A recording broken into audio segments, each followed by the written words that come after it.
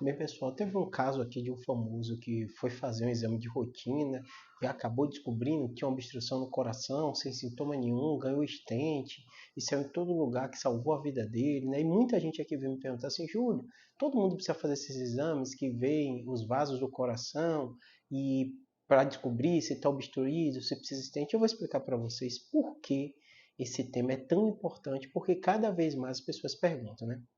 Em primeiro lugar é o seguinte, quem é paciente, né, ele chama muita atenção quando um famoso ou alguém que não tem sintoma nenhum descobre uma doença e de repente faz algum tipo de procedimento ou cirurgia que salva a vida dele, né? E dá a impressão que eu também preciso fazer aquele exame para descobrir se eu tenho ou não obstrução do coração, né? O que eu explico para todo paciente? Às vezes, quando vê esses casos, para o paciente o que chamou a atenção foi o médico pedir o exame, ele descobrir que tinha obstrução e fazer o stent e salvou, não teve infarto, não teve nada mais crítico, né? Mas o que eu explico? Até chegar lá tem um monte de informação que vocês não sabem, porque não sabem, não sai no jornal, né? Que é qual o quadro clínico desse paciente, qual comorbidade ele tem uma história familiar de doença cardiovascular, né? Ele tem uma pressão alta, ele tem uma diabetes, ele tem um colesterol alto. Por que eu explico isso? No meu consultório, vira e mexe. O paciente às vezes recebe um encaminhamento para ir para o cardiologista, ou no próprio check-up que eu peço, né, porque ele precisa de risco cirúrgico, fazer um procedimento, descobre sim a obstrução cardíaca. Isso é muito mais frequente do que vocês imaginam, né?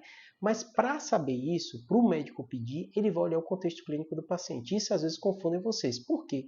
Como chama atenção descobrir uma doença sem sintoma e fazer um procedimento para salvar, todo mundo quer fazer o exame.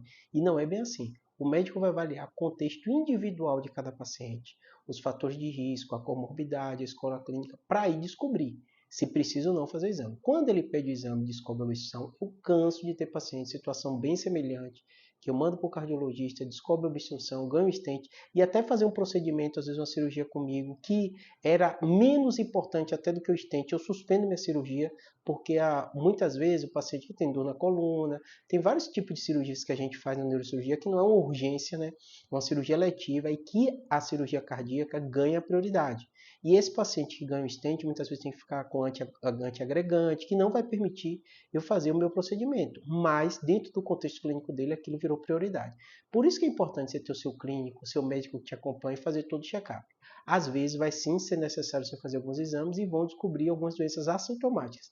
Esse é o grande objetivo da medicina, né? Você prevenir eventos adversos, prevenir AVC, prevenir infarto com comportamento, mas também alguns exames podem salvar sua vida. Espero ter ajudado.